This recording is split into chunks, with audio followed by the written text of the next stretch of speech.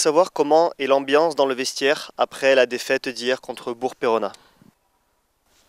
Ce qui est sûr, c'est que ça fait jamais plaisir de perdre. L'atmosphère ne pouvait donc pas être bonne dans les vestiaires. On est aussi certain qu'on était conscient du niveau de l'équipe en face, c'est-à-dire qu'on pensait plus bas, et on était conscient aussi que nous, on n'a pas joué au niveau auquel on aurait pu jouer.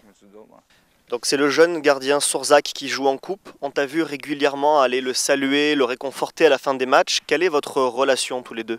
Nos relations sont excellentes. Évidemment, hier, il a remarqué que les performances de Sourzac, c'était les meilleures du match. Donc, il en est conscient. De toute façon, il trouve que ces relations sont bonnes parce qu'ils ont une bonne relation et l'un et l'autre avec l'entraîneur. Mais c'est pas aussi que les relations entre Sourzac et moi qui sont bonnes, c'est aussi celles avec Chabert et aussi avec Roma. Tu réalises de très bonnes performances depuis plusieurs semaines et pourtant on ne parle pas beaucoup de toi dans la presse. Est-ce que c'est frustrant? Il préfère justement qu'on ne parle pas beaucoup de lui. Il trouve que c'est mieux quand on parle pas beaucoup de soi. Le filet est propre dans ce cas-là. Tu continues à travailler avec Andrea Mitrano qui est l'entraîneur des gardiens. Il y a également un autre entraîneur qui est arrivé récemment. Comment ça se passe le travail avec ces deux gardiens-là? Comment se répartit le travail?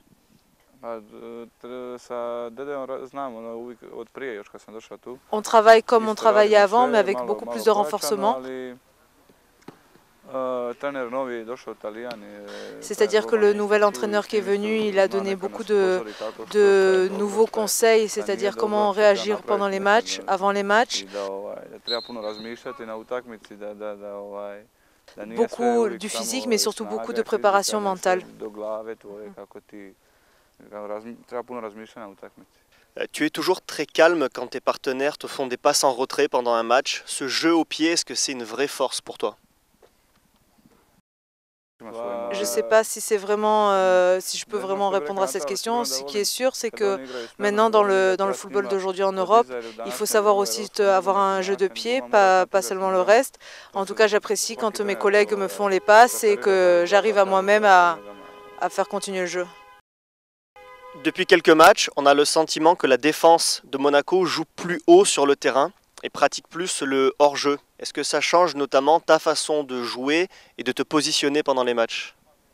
Quand on joue à domicile, justement, on joue plus vers l'avant. Donc moi-même, je dois me préparer à ça et me déplacer plus vers l'avant, donc mettre un peu plus à l'extérieur de mes buts. Par contre, quand on est à l'extérieur, on fait un peu l'inverse, plus en retrait, donc plus en arrière. L'AS Monaco est première du classement, mais tous les matchs sont difficiles à gagner. Est-ce que tu t'attendais à ce que cette saison soit aussi difficile malgré le recrutement? Je m'attendais à ce que la saison soit difficile parce que déjà j'ai l'expérience de la saison précédente. Aussi, on est conscient qu'avec les autres équipes, il n'y a pas trop une différence de niveau. Ce qui est sûr, c'est que par exemple, Touré arrive à marquer, même parfois en faisant moins de performances. Dans un autre côté, nous, on arrive à perdre, comme le cas contre le Havre, on arrive à perdre alors qu'on pensait avoir une meilleure performance, que jouer un peu mieux qu'eux. Que ce serait mieux peut-être de jouer moins bien, mais de gagner au final. Penses-tu que le club a besoin de recruter au mercato pour faciliter la montée en Ligue 1? Ce n'est pas une question pour moi.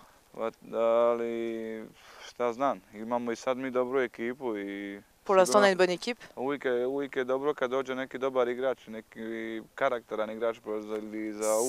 C'est sûr que ça fait toujours du bien d'avoir un bon joueur en plus, un joueur caractériel.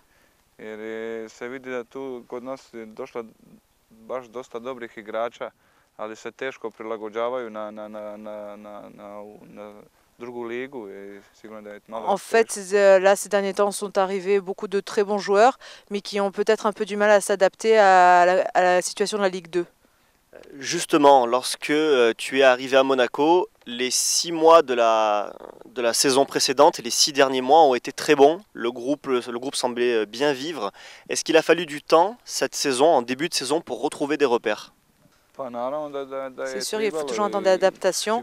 Ça a été pareil pour moi l'année dernière. Quand je suis arrivée, il m'a fallu quand même un bon mois pour m'adapter, pour prendre le rythme. Il faut passer pas mal d'entraînements pour justement s'adapter, se positionner dans l'équipe. Et l'entraîneur aussi doit voir justement où positionner les personnes au cours des entraînements, mais plus le temps passe, mieux c'est. Tous les défenseurs sont d'une nationalité différente. Comment est-ce que tu arrives à communiquer avec eux pendant les matchs? Par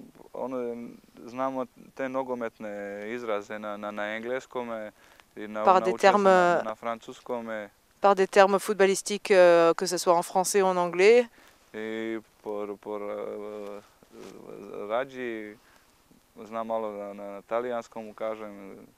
peu d'italien.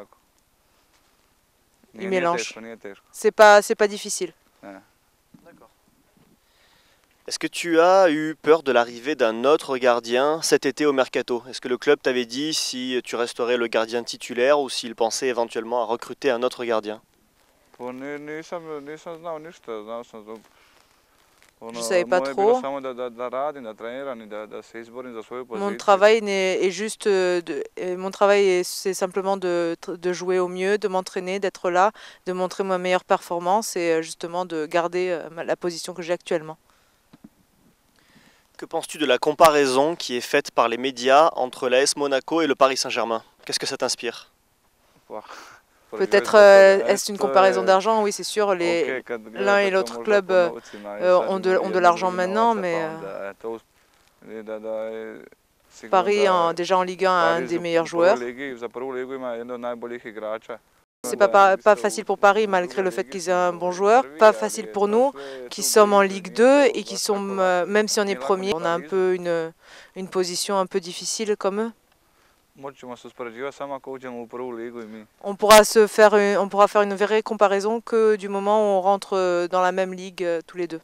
La presse reparle encore ce matin de la rumeur de David Beckham. Comment est-ce que le vestiaire réagit à ces rumeurs? On ne sait même pas comment nous on pourrait réagir face à ça, quand on sait la prestance et la classe d'un joueur tel que Beckham.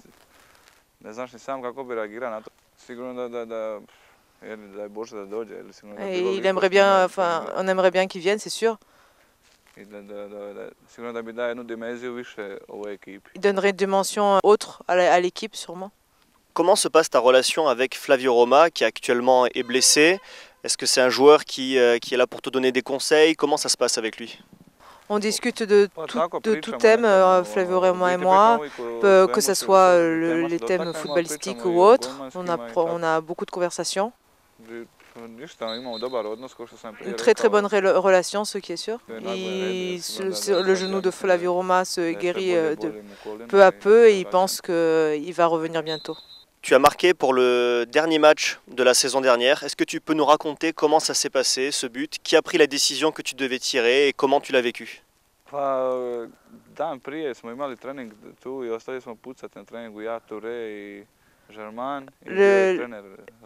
L'entraînement précédent à ce match, justement, on s'entraînait à tirer. Il y avait Touré, on a tous tiré.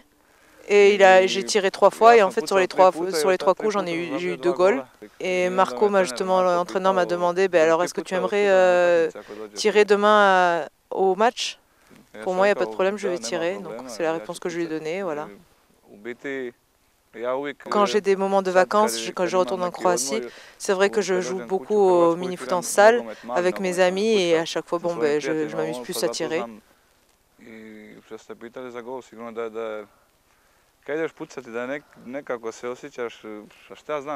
Quand tu vas tirer, c'est un sentiment étrange et quand tu arrives à le marquer, c'est un sentiment super. Magnifique. Merci beaucoup. Merci.